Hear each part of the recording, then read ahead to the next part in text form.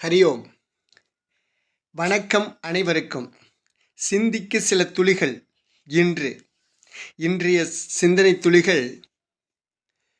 ஒரு அம்மா பாத்திரம் விளக்கிட்டு இருந்தாங்க. பக்கத்தில் அவங்க 1 வயசு குழந்தை விளையாண்டுக்கிட்டு இருந்தது.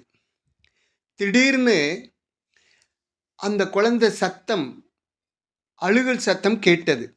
தூரத்தில் கேட்டது. என்னடான்னு பார்த்தா புலி அந்த குழந்தைய தூக்கிக்கிட்டு போய்கிட்டு இருந்தது. ஐயோ, என் புலி இந்த மாதிரி குழந்தைய தூக்கிட்டு போகுதேன்னு பாத்திரத்தை எரிஞ்சிட்டு ஓடி போய் அந்த புளிய கழுத்தை பிடிச்சி கீழே தள்ளி தன்னுடைய குழந்தைய பிடிச்சி அந்த காலில் எட்டி உதைன்னு உதைச்சு அந்த குழந்தைய பிடுங்கிட்டு வந்துட்டாங்க. எப்படி இது முடியும்?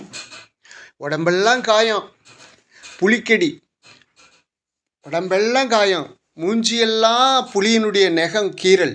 ஆனால் குழந்தைக்கு எந்த பாதிப்பும் இல்லாமல் தூக்கிட்டு வந்துட்டாங்க. இது நம்பக்கூடியதாக இருக்கிறதா? ஆம், நடந்தது. ராஜஸ்தானில் மலைப்புற மாவட்டத்தில் ஒரு மலை அடிவாரத்தில் நடந்த ஒரு சம்பவம் இது.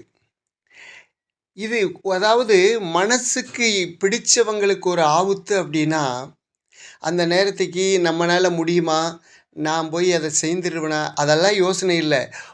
தன்னுடைய உயிரே போனாலும் அதை காப்பாற்றணுங்கிற எண்ணம் மட்டும்தான் இருக்கும். அந்த நேரத்துக்கு தன்னுடைய பலம் என்ன, அதனுடைய பலம் என்ன, இதெல்லாம் யோசிக்க முடியாது. எட்டி பாஞ்சு அதை காப்பாற்றணுங்கிற எண்ணம் தான். ஒரு புலியை விட ஒரு பெண் சிங்கமாக மாறி இருக்காங்க பாருங்க.